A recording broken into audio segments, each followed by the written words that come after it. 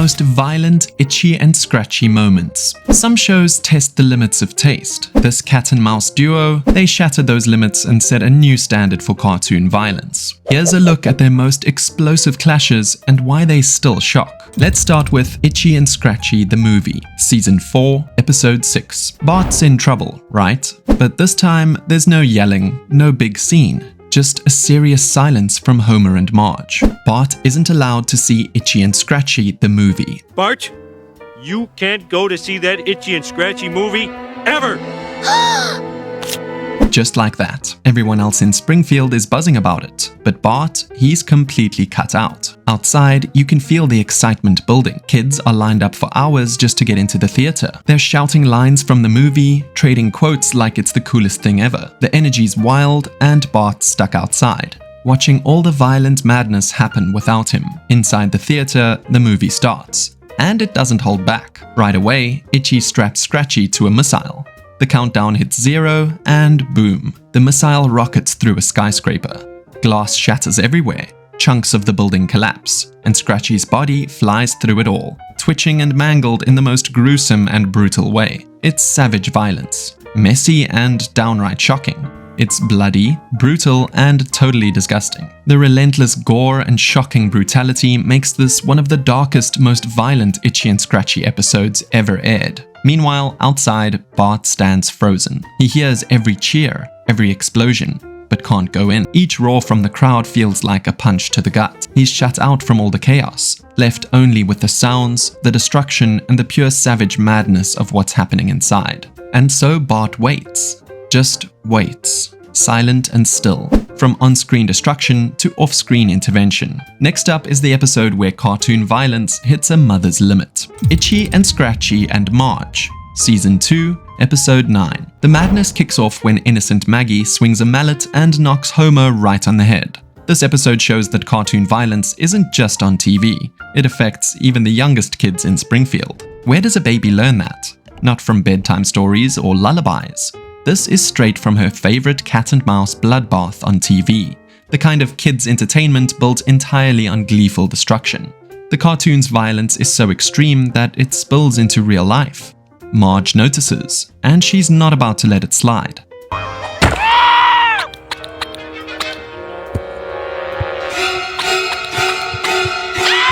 No, Maggie, bad baby! In full mom-on-a-mission mode, she storms into the studio, ready to declaw the chaos. No polite suggestions or small changes. She's targeting the heart. Stabbings, explosives, and non-stop carnage. The animators don't put up much of a fight. Whether it's fear of lawsuits, angry parents, or just Marge's icy determination, they fold. Overnight, the violent chases are replaced with cloying tea parties and sweater knitting sessions between the once bloodthirsty duo. The reaction is brutal, and not in a cartoon sense. Bart and Lisa watch in shock, seeing their wild favorite show turned into a bland, boring version like trading candy for steamed vegetables. Itchy and Scratchy seem to have lost their edge. Oh, I think it conveys a very nice message of sharing. I think it sucks. Across town, outrage brews. Letters pour in. Neighbors rant. The once wild spectacle has been tamed into the safest, dullest half hour of television. The kind of safe that makes everyone wonder if the cure is worse than the disease. But the fight over what's too much doesn't end with animated gore. The debate spins in a new direction when Springfield prepares to unveil a very nude Michelangelo statue, and a group of moral crusaders demand it to be covered up. Suddenly, the same voice that called for cutting out cartoon chainsaw fights is insisting that a marble masterpiece remain untouched. The irony lands hard. The lines in the sand aren't as straight as they seemed. The town splits, half shouting, "Protect the children," the other half yelling, "Don't ruin the classics." What started with a cartoon mallet to the head has spiraled into a full-blown cultural standoff, with both sides claiming the moral ground.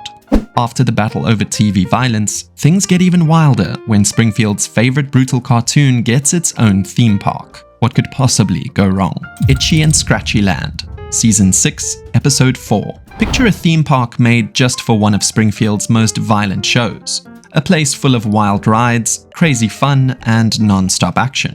Sounds like a dream, right? A place where the excitement never ends, and every corner promises a new surprise. Well, that dream quickly turns into a nightmare when the park's attractions start behaving a little too much like the cartoon they're based on. The Simpsons head to this park ready for laughs and thrills. The air buzzes with excitement as families gather, kids' eyes wide with wonder. There are robots battling each other, shows full of loud explosions, and even a special adult-only zone for the truly daring. But things take a sharp turn when Bart decides to play a prank, a stink bomb aimed at one of the park's costumed actors. It's classic Bart mischief, harmless, or so it seems. Instead of a non-dangerous joke, it lands Bart in hot water. Security locks him up, and suddenly the fun stops. The cheerful sounds of the park fade, replaced by an uneasy silence. This sudden shift shows how quickly fun can turn into real danger, making the aggression feel more intense and frightening. Now the real chaos begins. Robots that once moved with mechanical grace now jerk and twitch, their programming breaking down. They go rogue and start chasing visitors. Screams fill the air. Visitors run for their lives as the mechanical monsters turn from entertainment into threats. Shouts and panic fill the air as people scramble for safety. What was once cartoon violence becomes terrifyingly real. The family finds themselves trapped in a wild game of cat and mouse, literally. Every shadow feels like it hides a new danger. Every footstep could be their last. The park transforms into a battleground, but the weapons aren't your usual swords or guns. Instead, survival depends on quick thinking and anything they can grab. The robots are sensitive to bright light, and the Simpsons figure out that flashing cameras can stop the rampage. They rush the gift shop, grabbing every camera.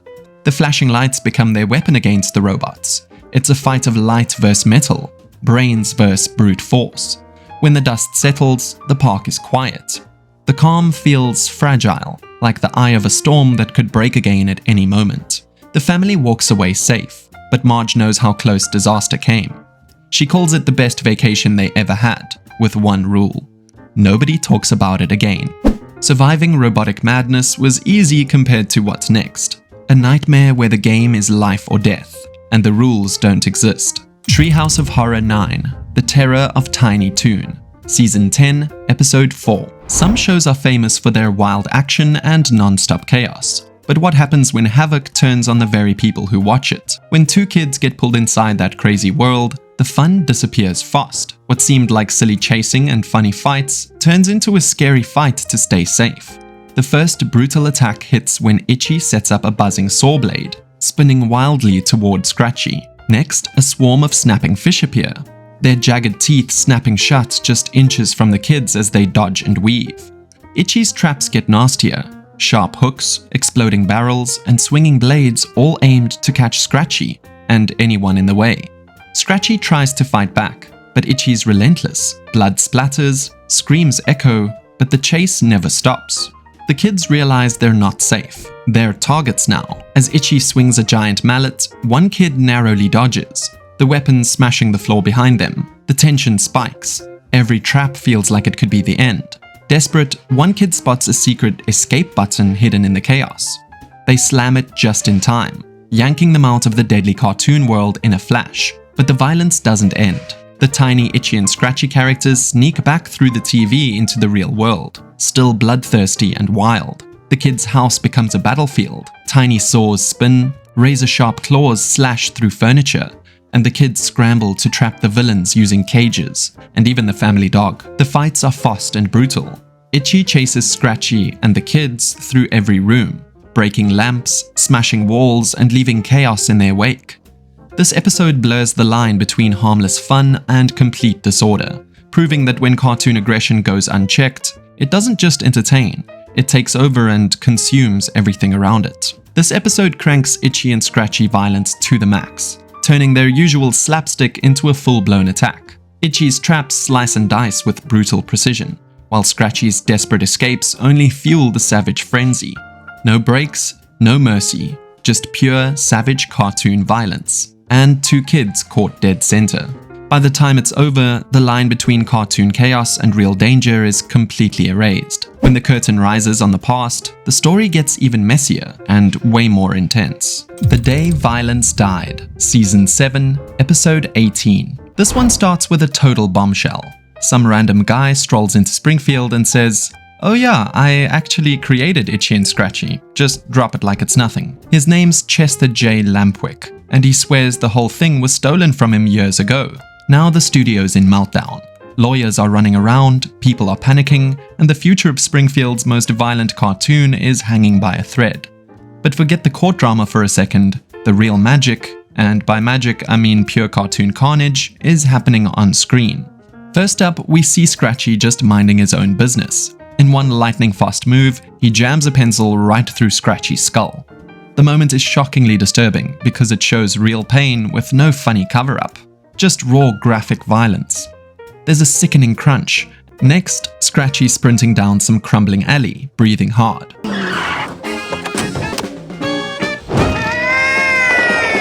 Now Scratchy's just a shaky, bony mess. And Itchy? Oh, he's not done.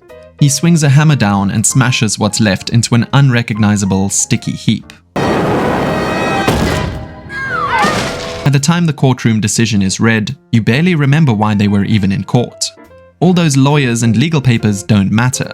The real story here is the non-stop parade of cartoon brutality that just smashed its way into your brain. When it's all over, the courtroom goes quiet.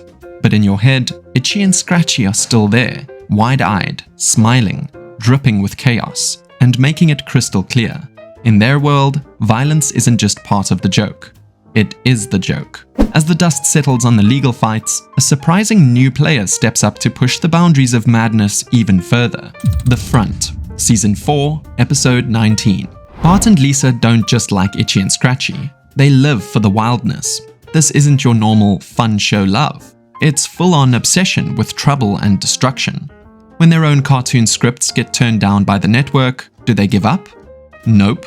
Instead, these two come up with a sneaky plan. They put Grandpa's name on the scripts and send them off like a secret weapon. Suddenly, Abraham Simpson is the hottest writer in Springfield, known for making the most brutal, blood-filled episodes the town has ever seen. And trust me, these cartoons don't hold back. They push the limits of cartoon violence to a whole new level. Take the very first one.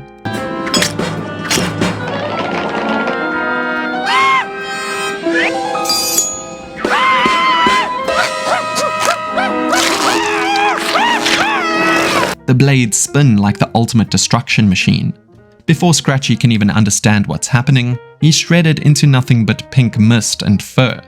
The pure silliness of turning a calm chore into a full-blown massacre. Classic Itchy and Scratchy dark humor at its very best. It's so graphic it almost feels like a cartoon version of a horror movie, pushing the limits of what you'd expect from a TV cartoon. The non-stop damage and wild mess in this episode show why the show's action isn't just funny, it's extreme.